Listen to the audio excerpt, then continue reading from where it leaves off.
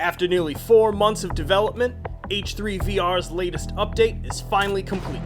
Update 52. The big one. Let's take a look at what's new.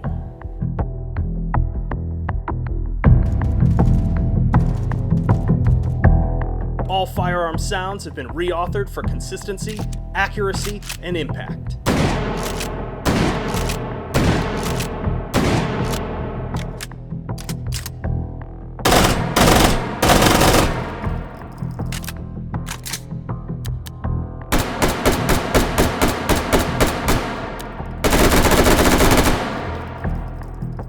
Reverb has been rebuilt, including uniquely authored tales for different environments.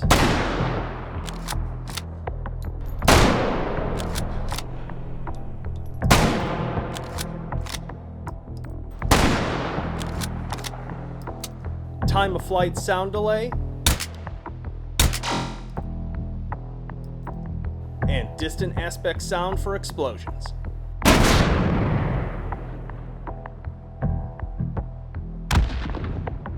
Along with a new sound occlusion system, it all comes together to create an entirely new sonic experience, whether hanging out at the range or battling merciless meaty mercs.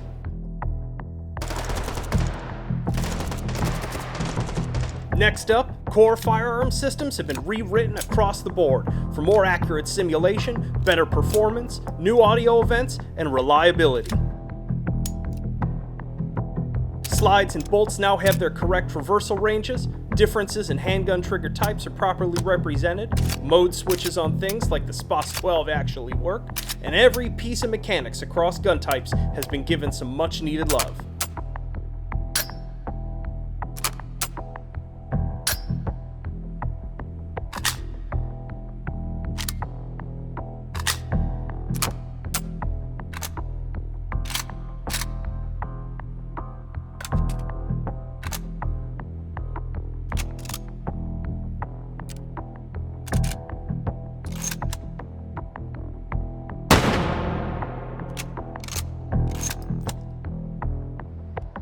Next up, for new and old users alike, we've got a new intro scene. The Sampler Platter. With a suite of toys to choose from and an array of surreal ranges, this is the perfect scene to start out on, demo the game to friends, or just chill out and snipe some meat. Taken Hold, our surprise hit of the end of 2017, has gotten a makeover with new loot spawning systems, new bot types, and an intense new soundtrack. And lastly, the thing you all can't get enough of, more new guns! 42 of them in fact, including World War I era,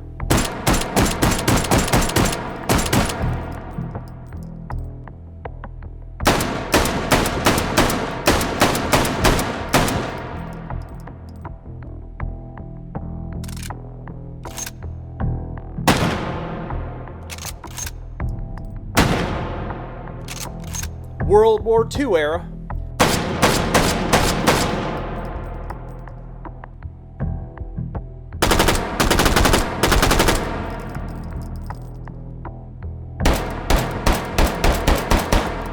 new launchers,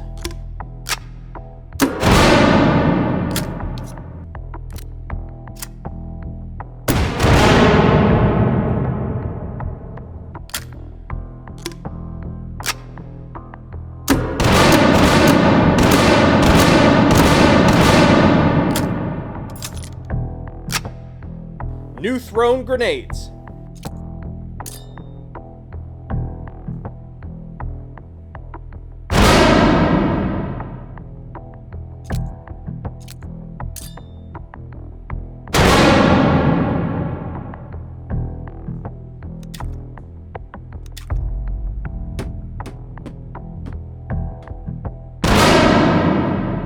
some sweet new modern kit,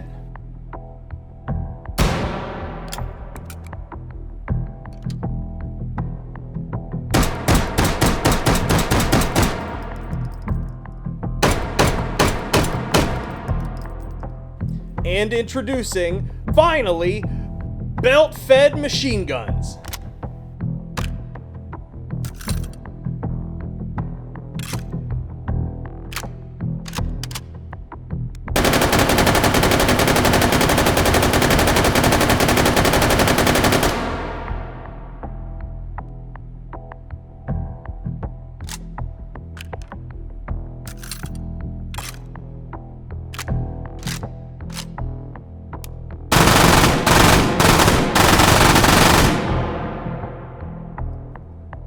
So if you're new to the game, been following the alpha the whole time, or jumping back in after a long break, we hope you enjoy Update 52. Remember, if you're ever stuck or need help, we've got a video tutorial series on this channel, Steam forum, a subreddit, a Discord, and a wonderful community waiting to welcome you. Peace! Greetings! Welcome to the devlog for hot dogs, horseshoes, and hand grenades. We don't really need to start off with a sound check, as we just had that fairly loud video, but we'll just fire off a 1911 to celebrate, anyway. Whew, my goodness. Finally, Update 52. This has been a trying and a good deal longer period of time working on this than I expected. I hope you all enjoyed the little summary video that I put together that took way longer to edit than I expected. And if you're paying attention, we've got some very cool treats that I decided we'll take a closer look at now. To start off, we've got a small one. This is it's an M9A3 in a flat desert earth. Honestly, I find this finish to be a little hideous personally, but I know a number of you quite like it. 17-round magazine. Let's squeeze off a few. But yeah, overall, I've looked at it a bunch. I can't decide if I like the design changes to it visually over the M9A1, but either way, it's a pleasant addition. But I know what you're really waiting for. You're like, all right, come on, Anton, just stop talking about pistols. Get to the meat of things. That's right, we have ourselves 2 belt-fed Lmgs. Just look at them. They are beautiful. They have been a pain in my butt since the beginning for a host of reasons. I'm pulling up something here. Always do this. Never know where to look. Okay, cool. So we've got this here. So let's start with our modern one, our 249. I wanted to start with this one because in a major way, this is the most difficult belt fed to implement because of some of its secondary features. But we'll get to that in a moment. So let's go ahead and grab our belt box here. Clip it to the bottom. We have to move the top cover up like so. Grab the belt at the top. We can pull it out. We can actually see this is loaded 4 FMJ, 1 tracer. This is actually pulling rounds into and out of the belt box dynamically as I move this. These are quote-unquote real rounds, and that the data of sort of what they are is moving from the box to the belt, which is important for a reason that I'll show you in a moment. We laid that on here. We can, in fact, grab the belt and remove it to then detach the box if we need to. We have to pull the top cover down, pull this, and this doesn't spring forward, so we actually have to bring it back to the fore. Click us off of safe, and let's fire some rounds. Delightful. I'm actually going to grab a suppressor so that we can just listen to the mechanics here, which are also quite nice. Oh, I love that low thud. It's a good deal more gassy, you can see. I'm going to fire this down basically until we only have a short belt left, so you can see essentially the reason why this has been such a pain to implement. Oh, one thing, we can actually rotate like that, and we see the belt flare out. This isn't physics driven, this is actually just a sort of like saved local position trick to keep this cheap enough so that it isn't a performance disaster when we're running around a complex level, have a bunch of attachments on it. And a 200 round belt box takes a while to go through.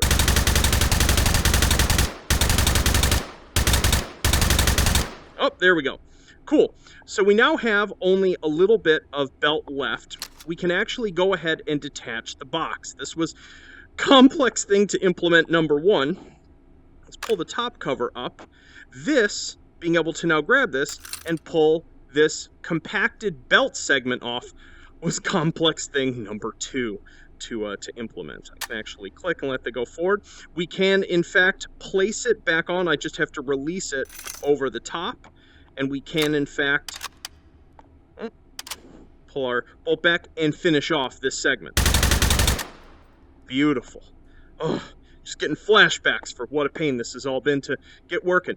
The other reason this is such a complicated, in many ways the most complicated firearm in the game now, to implement is because of the fact that the 249 here has an emergency feature, which is that it can actually take Stanag mags into this secondary port. And to go along with this, we actually have, if you were watching, what was it? The latest Avengers film, Bucky is actually using the paratrooper version of the 249, and he has a quad stack 100-round Tombstone magazine jammed into it. Which, I don't know, just the asymmetry of this feels so cool.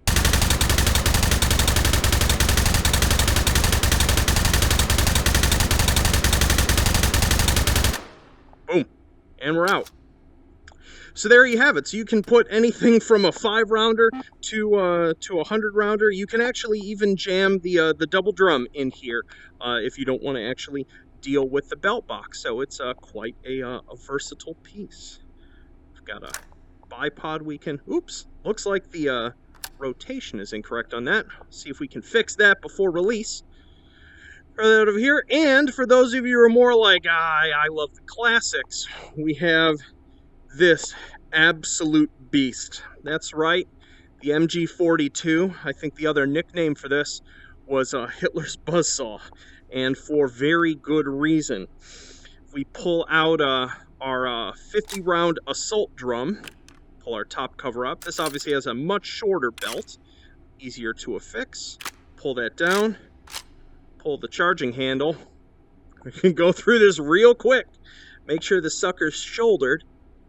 Oh, take it off safe.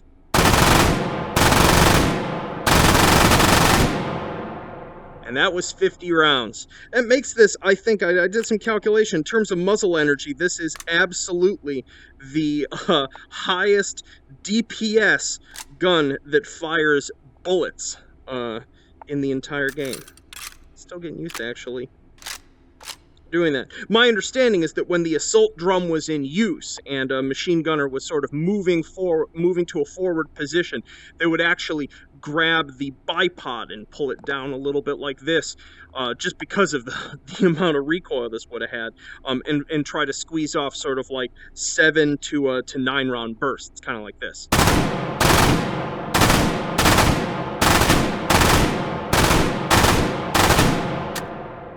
Still quite difficult to control, and you go through your ammo pretty darn fast. Let's see how quickly I can pull the trigger on this. Oh, that looked like 3 or 4. Yep, we can get 3s out. I don't think I can get a 2-round out. Nope, trigger doesn't return fast enough. Oh, beautiful, just beautiful. Love the finish on it.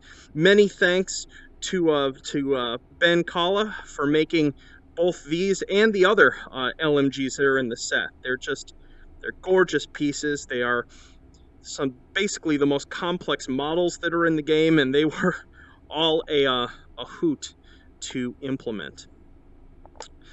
So there you have it. We have arrived, update 52. I'm sure there are still some problems and glitches in it, but I'll be continuing to sort of tweak and patch from here. But now that we're all on a single release branch, it should be much easier for me to push small content updates that everyone gets. Well, let's go ahead and jump out of VR. I think there are a couple other things that I needed to cover. Yo! Out of VR now. I hope you enjoy the new toys as much as I do. Beyond all the stuff that has been shown on in this video, we've got a bunch of different little bug fixes. Stuff like the couple places in the mini arena where you can get stuck now have some extra colliders in there to prevent that. The sampler platter now detects if you're on the Rift platform and sends you a bunch of custom images for all of the tutorials, which should make that easier both for new users and for folks who are showing off the game to friends and such. Bunch of other little stuff. I've dropping a huge changelog, and honestly, at this point, it all sort of is a blur as to how long ago various things have gotten done. I'm sure there's still all sorts of little glitches and problems, just part of this being sort of a living development sort of cycle.